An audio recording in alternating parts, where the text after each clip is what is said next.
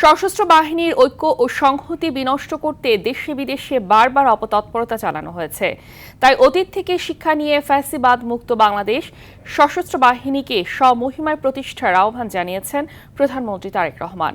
বিশ্ব শান্তি রক্ষায় পৃথিবীর বিভিন্ন প্রান্তে অত্যন্ত প্রতিকূল ও ঝুঁকিপূর্ণ পরিবেশেও বাংলাদেশ সশস্ত্র বাহিনীর সদস্যরা সাহস ও নিষ্ঠার সঙ্গে দায়িত্ব পালন করছেন, যা বৈশ্বিক দরবারে দেশের ভাবমূর্তি উজ্জ্বল করেছে। বিস্তারিত শামীম চৌধুরীর রিপোর্টে। বিশ্ব শান্তি ও নিরাপত্তা রক্ষা, সংঘাতপূর্ণ এলাকায় মানবিক সহায়তা প্রদান এবং বিশ্বব্যাপী দায়িত্ব পালন করতে গিয়ে জীবন উৎসর্গকারী শান্তিরক্ষীদের আত্মত্যাগকে সম্মান জানাতে প্রতিবছর পালন করা হয় আন্তর্জাতিক জাতিসংঘ শান্তিরক্ষী দিবস।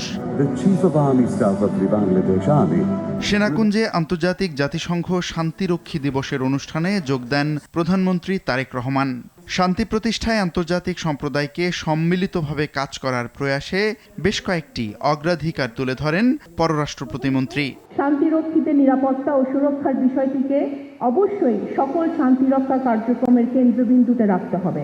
1988 সাল থেকে জাতিসংঘ শান্তিরক্ষা মিশনে দেশের সশস্ত্র বাহিনীর 175 জন শাহাদাত বরণকারী সহ বিশ্ব শান্তি প্রতিষ্ঠায় আত্মত্যাগকারীদের গভীর শ্রদ্ধায় স্মরণ করেন প্রধানমন্ত্রী। শহীদদের এই আত্মদান যুদ্ধ বিরোধী শান্তিকামী মানুষের জন্য এক উজ্জ্বল দৃষ্টান্ত হয়ে থাকবে ইনশাআল্লাহ। দেশে বিদেশে সশস্ত্র বাহিনীর ইমেজ বিনষ্ট করতে নানা রকম তৎপরতাও আমরা লক্ষ্য করেছি।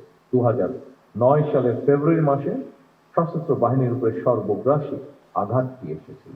অতীত থেকে শিক্ষা নিয়ে ফ্যাসিবাদ মুক্ত বাংলাদেশে বর্তমানে প্রতিটি রাষ্ট্র এবং সাংবিধানিক প্রতিষ্ঠানের সামনে স্বমহিমায় নিজেদেরকে প্রতিষ্ঠিত করার সুযোগ সৃষ্টি হয়েছে।